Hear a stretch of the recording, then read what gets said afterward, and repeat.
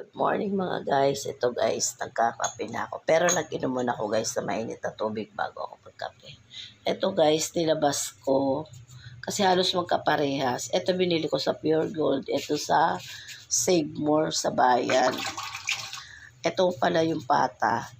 Ano ko to guys sa munggo. Pero ito ngayon, parang pork chop to guys na masyadong malaki. Pinahati ko. Hindi ko alam kung anong klaseng lulutuin ko guys mamaya. Ito, pasok ko na sa rep. Manghuhugas pa ako guys. Ito yung pinakaano ng itlog. Inano ko muna siya, dinurog, ilalagay ko ulit sa halaman ko. Ang maganda nito guys, patutuyuin mo tapos parang imimik, ano tawag doon? Iga-grind mo siya para pumino. Yan magandang fertilizer sa halaman. Kape tayo mga guys. Ito pala guys, hindi ko na pinakita sa inyo. Binabad ko siya sa Sprite, paminta, pamintang crack, at saka ketchup, saka suka guys. Lagyan ko konti suka kasi wala akong kalamansi. Nilagyan ko rin yan guys ng bawang. Ayan. Tapos ano pa ba nilagay ko guys? Konting patis at liquid seasoning guys. Ayan. Ngayon, at saka asukal pa guys na isang tablespoon na asukal na brown sugar. Ngayon guys, masarap ang lasa niya guys. Ngayon, di ko alam kung ipiprito ko, iihaw ko siya guys mamaya. Tingnan na lang natin kung ano ang magiging ko, kung prito o ihaw. Ayan. Ulam namin yan guys, maya-maya. Ito pala guys yung binabad ko. Kukuluan ko lang siya guys. Medyo lulutuin ko ng konti bago ko iihaw. Para malambot yung ating baboy. At saka isa pa, mag-absorb yung lasa niya sa laman. Ayan guys. Kasi ilang oras pa lang to guys. May isang oras ko pa lang siya nabababad. Pero pag nag-iihaw talaga ako guys ng jempo, ang ginagawa ko, pinakukuluan ko talaga siya sa mga ricado bago ko iniihaw. Para malambot yung yung baboy.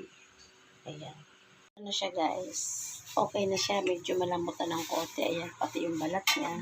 Tapos ito naka-prepare na yung aking ihawan. Inaano ko na lang guys na uminit. Ayan. Ito na guys yung ating inihaw. Inihaw na pork chop o Basta ito kasi guys, isang buong malaking ganun siya. Tapos pinahati ko lang doon sa sa Save More ko to binili guys. Ayan, okay na to guys. Oh. Ang bango. Tapos, nag-iinsalada ako guys na talong. Naihaw ko na yung kanina. Ngayon, binabalatan ko. Ito, okay na to guys. Ayan. Yung talong naman ang gagawin ko guys. Ito na guys yung aking insalada. Inaano ko na. Kompleto na to sa ricado. Ayan.